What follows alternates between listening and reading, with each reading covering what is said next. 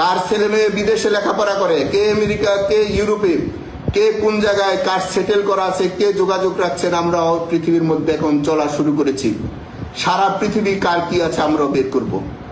এটা স্বাধীন দেশ, এটা আমাদের প্রিয় জন্মভূমি, মাতৃভূমি। এই মাটিতে আমাদের অপমান করছেন, আমাদের ভারী করে আপনারা জ্বালিয়ে দিয়েছেন। আমাদের গাজীপুরের হাজার হাজার লক্ষ লক্ষ মানুষকে ঘরছাড়া করেছেন।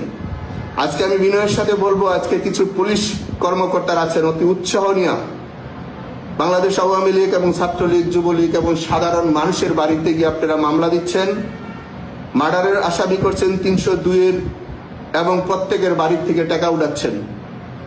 ঠিক এই কাজটা বিরোধী দলের সময় বিএনপি এবং ইসলামিক সংগঠনের কাছ থেকে পুলিশটা অনেকে এই কাজটা করেছেন। আপনাদেরকে বিনয়ের সাথে বলি, বাংলাদেশের কোথাও পৃথিবীর কোনো একসাথে 400 কিন্তু থানার মধ্যে অ্যাটাক হয় নাই। বাংলাদেশে হয়েছিল। সেই পুলিশ যারা নিবেদিত, যারা ভালো, যারা দেশপ্রেম, তারা ভালো।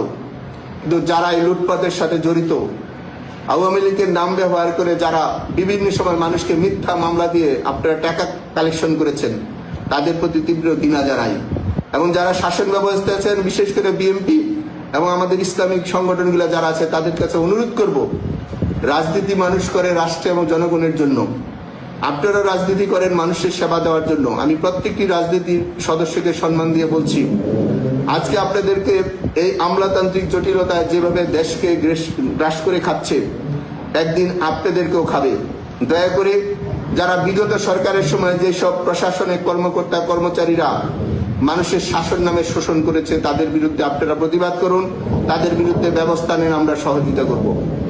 এবং যারা ভালো মানুষ, যারা আওয়ামী লীগ করেছে শুধু, যারা ছাত্রলীগ যুবলীগ করেছে সমাজের মানুষের কাছে এবং কোনো ধরনের অন্যায় অনিয়ম করেন, আল্লাহর রাস্তায় দয়া করে তাদেরকে আপনারা আর কেউ গায়ে হাত দিয়েন না, তাদেরকে আর অপমান করবেন না। কারণ আওয়ামী লীগ করেছিল দেশের মানুষের ভাগ্যের পরিবর্তনের জন্য কাজ করেছে।